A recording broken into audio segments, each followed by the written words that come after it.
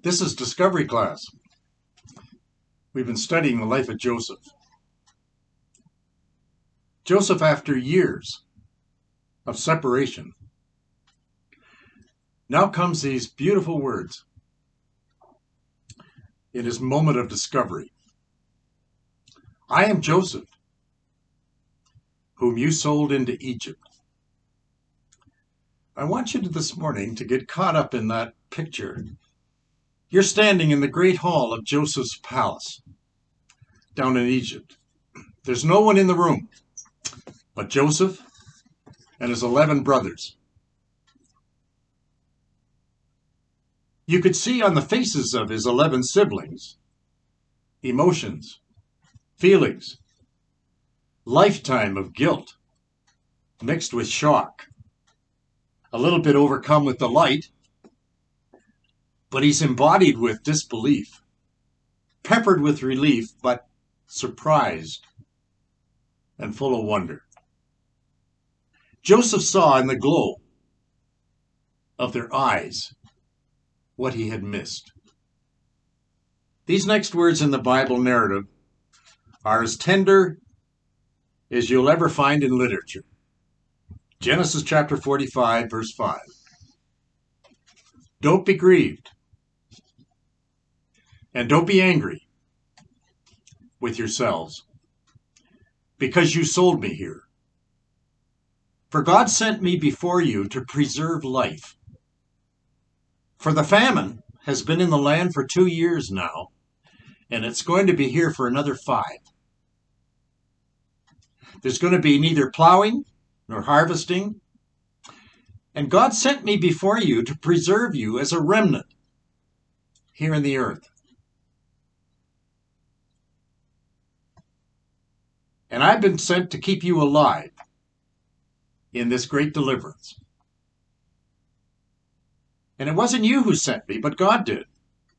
And he's made me the father to Pharaoh and the Lord over all his household, and I'm the ruler over all of Egypt. If you care about somebody, especially somebody that's hurt you, you can do one of 2 things. 1, you can hold on to your anger and you can hold on to your resentment, but it's going to eat you alive. Or you can embrace forgiveness and move onward and be set free. If you go to the Mayo Clinic in Minneapolis, it's one of the finest medical facilities in the world. And you go and tell them you've been hurt. And you've been hurt way, way deep down by someone or something. The staff of that Mayo Clinic, they're going to give you some wonderful personal advice to help you through it. But if you can't go there for help, I'd like you to try your Bible. That's what I'm going to do right now. Actions and words of others. They've hurt all of us. Let me give you some examples. Your parents, they criticized you all the time when you were growing up. Did you experience that? Your colleague that you work with, he torpedoed your project. He called you a failure. Your partner in marriage betrayed you and had an affair. You're physically and emotionally abused by someone that's very close to you. When things happen like that, how did you feel? Did you feel resentful? That's normal. Did you get bitter? Yep. How about angry? Yep. Hatred? Mm-hmm. Class, that's all normal. Those feelings should be there. If you hold on to that pain, though, you're going to pay a very high price for it. What's the answer? 1 word. Forgiveness. You have to forgive those events. You have to forgive that person. You have to forgive yourself. Your well-being is anchored in forgiveness. And if you do receive forgiveness, it's going to change you physically, emotionally, and even spiritually. Well, what is forgiveness? Forgiveness is a decision. That's what it is. It's a decision that you have to make. Well, what's the decision? You have to let go. Resentment and anger doesn't have to ride your bedpost. But that act of hurt will always be with me. I know it will. But forgiveness, it loosens the grip. That's all it does. It loosens the grip. That hurtful person doesn't have to control you anymore. When you let go of hurt, do you know what happens? Feelings of understanding begin to show up. Did you know that? Feelings of empathy suddenly appear. Feelings of compassion begin to surprise you. It lets you see into the eyes of the one that hurt you. And that doesn't mean that you forget that hurt. Nor does it excuse the harm that's been done. Nor does it mean making up with that person that caused you that hurt. You don't have to make up with them. Forgiveness brings a kind of peace into that restless soul so that you can now live with yourself. And you can refocus. And you can get on with your life. Isn't that really what you want? If you can do that, there are some wonderful spin-offs. There's some good side effects. When you let go of grudges and when you let go of bitterness, two things are going to jump on board right away. One, it's going to improve your health. Two, it's going to improve your mind. You're going to have a peace of mind. That's what the doctors at Mayo Clinic would tell you. And the list goes on. You're going to end up, if you're forgiven, with a healthier relationship. You're going to improve your mental health. You're going to have less anxiety and less stress, less hostility. You're going to have fewer symptoms of depression. It's going to lower your blood pressure. You're going to have a better immune system. And I think it's even going to improve your heartbeat. It'll certainly improve your self-esteem. It's very easy, class, to get swallowed up by grudges. If it takes root, watch out. Everything good from there on is going to get crowded out. I know. Some can be more forgiving than others. But even if you tend to hold a grudge, remember this. Anybody, and I repeat, anybody, can be more forgiving. It takes practice, but you can do it. I want you to try these tricks. Maybe they'll help you forgive. First, think of the rewards after you've done it.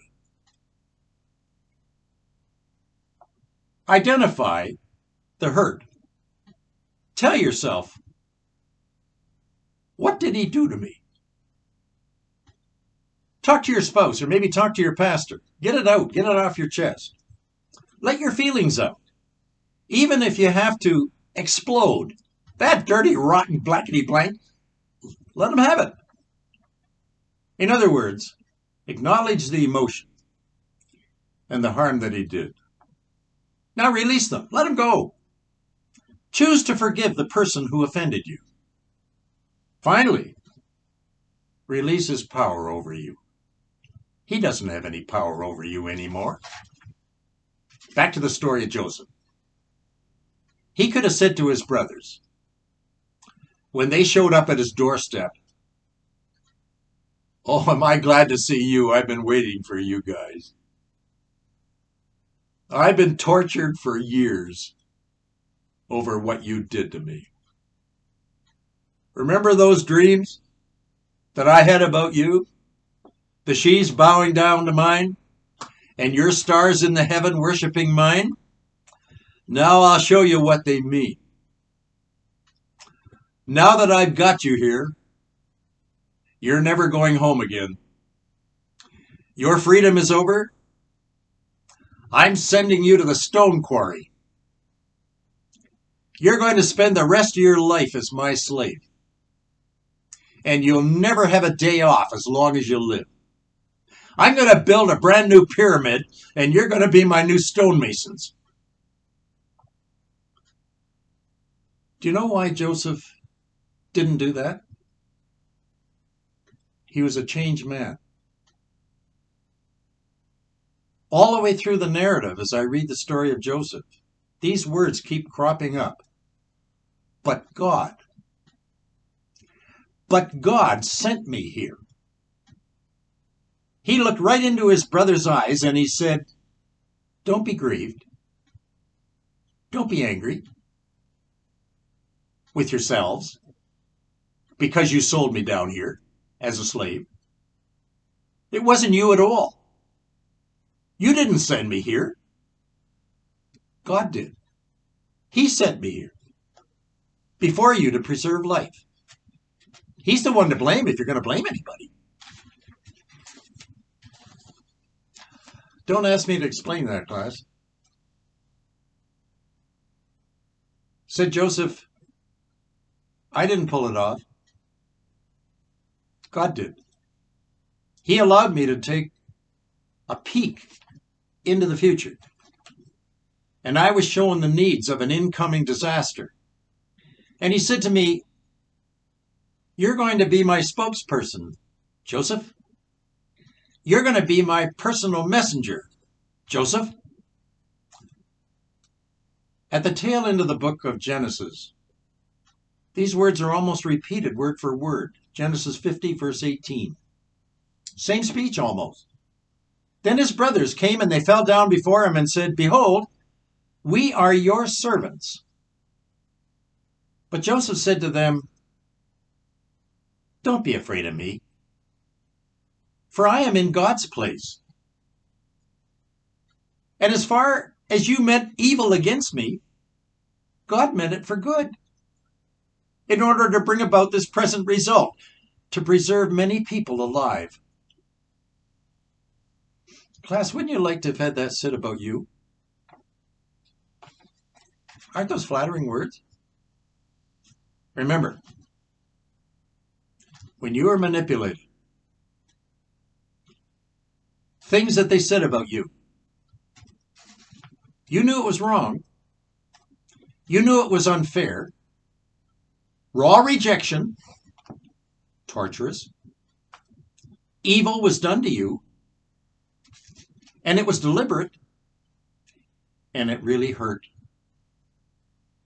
And it was meant to be evil. Joseph was honest here. He said to his brothers, you meant it for evil. I know what your motives were. You stripped my coat off way back then. But God meant it for good. Then Joseph went on to explain himself.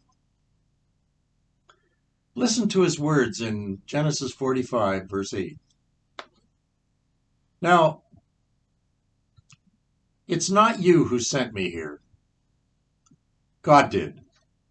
And he made me a father to Pharaoh, and he made me the Lord over all his household.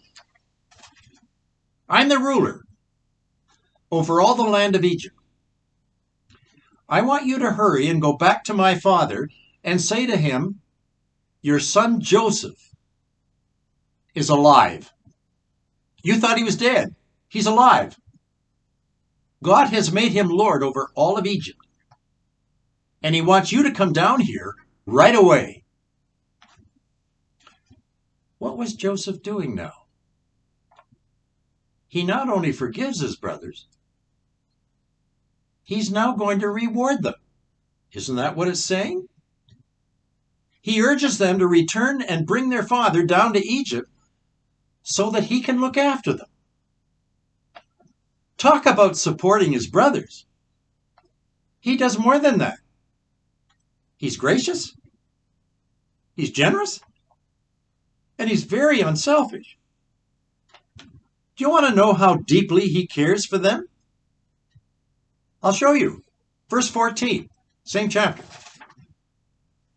Then he fell on his brother Benjamin's neck, and he wept.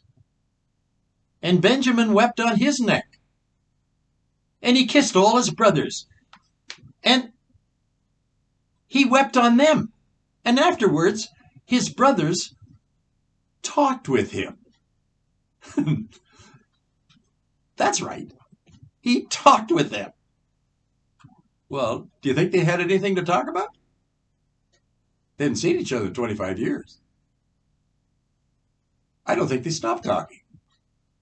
That's how long it's been since the last time they laid eyes on each other.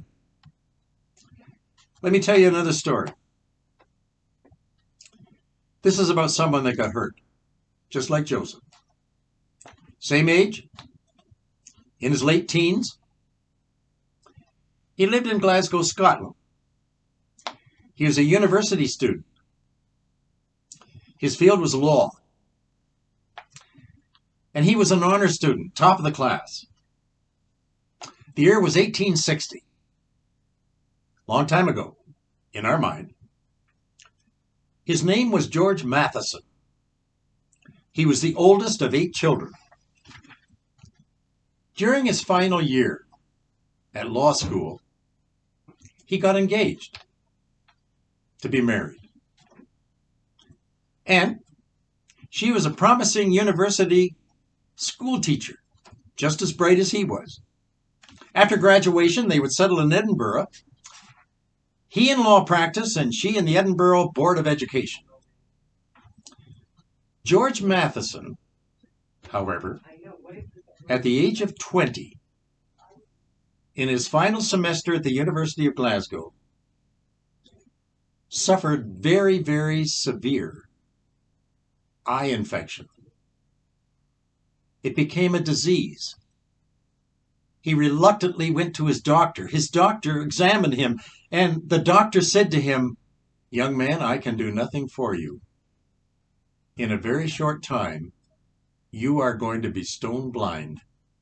You will never see the light of day again." He told his fiancée when he got back from the doctor's office. He was crushed, and he was devastated by what she did. She promptly rejected him. Their marriage was called off. She walked from the relationship. Her parting words to him were, "I'm not going to spend the rest of my life with a blind man." And she walked away. Matheson was devastated. He quit law, he quit school, he quit life. He never married all his life. Blindness, 150 years ago. That wasn't fun. This was before Braille. This was before typewriters. This was before television or computers. There wasn't even any electricity. To the rescue came an unlikely source. Do you know what it was? It was Matheson's youngest sister. She said to her oldest brother, "Would you like me to help you with your blindness?" "How could you help me with my blindness?" said the brother. She said, "I want you to become very, very important. You have got so much to give. What would you really like to do? If it isn't law, what would you like to do?" He said, "I'd like to become a clergyman. I'd like to become a member of the cloth. I'd like to become a member of the Church of Scotland, like my parents." She said, "Well, I'll help you do that." He said, "How could you help me?" She said, "I'll go back to school and I'll become your assistant." Do you know what she did? She went back to university and she became a scholar in the original biblical languages, Latin, Greek, and Hebrew. She became George Matheson's assistant pastor all the days of her life. She was brilliant. And on top of that, he became brilliant. He took a church. He began his ministry in 1868 in the village of Inellan in the Argyll coast of Scotland. He pastored that church for 18 years before moving to Edinburgh's St. Bernard Parish, one of the largest churches in Edinburgh. And in those 18 years, George Matheson, as a pastor, very successful, was still very lonely. He never got over that love affair with his young university fiancée all those years before. Like Joseph, he busied himself in his work. But like Joseph, he never forgot all those things in the past that meant so much to him that were so taken away. In the last year of his parish there in Ellen, something happened. His little sister, who was his faithful assistant all those 18 years, up till now, she fell in love. She found a boyfriend. They got engaged. And they were going to be married right in the parish where her big brother was teaching and preaching. He asked his brother, "Would you do the wedding?" Well, George said, "Certainly I'll do the wedding." He gladly accepted. The date was chosen. Friday night rehearsal was set. Everything was planned. Happily and delightfully, what a night. He watched his little sister, how she talked, how she addressed her new fiancé, how she dreamed about her whole future as a married girl in that relationship. George Matheson watched this. He went through the rehearsal. Right next to the church was the parsonage, the manse, provided by the church for the pastor to live. He lived there all by himself. He left that rehearsal, and in the darkness, he made his way back to his house. And when he got in the door, well, he was overwhelmed with pain. Things began to fall apart in his mind. He thought, what am I doing here? Look at my little sister, the joy she's now going to experience. I could have had that all those years ago, but all because I got blind. It all fell away. In a sadness, overwhelmed by sadness, that he couldn't contain, having heard the laughter, having seen the romance of his sister, the excitement of that night. He went to his desk and he picked up a quill and he picked up some ink on the quill and he began to write on a sheet of paper.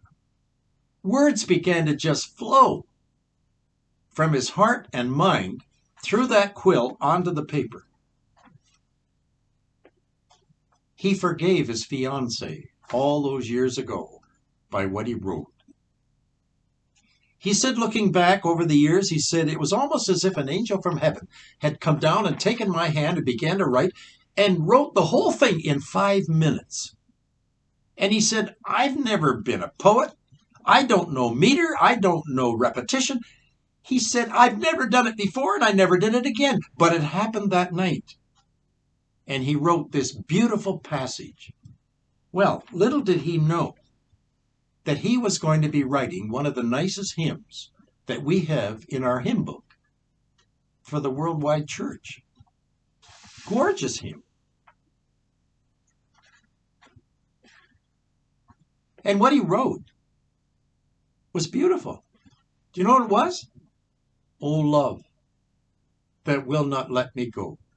4 stanzas. That's all they are, just 4 stanzas. And each one of those stanzas begins with a beautiful word. O love, O light, O joy, O cross.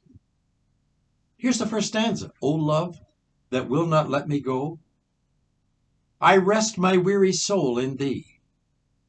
I give thee back the life I owe, that in thine ocean depths its flow may richer, fuller be. It's almost if at that moment the Lord, the bridegroom, was saying to George Matheson, I'm the groom, you're my bride, you're my church.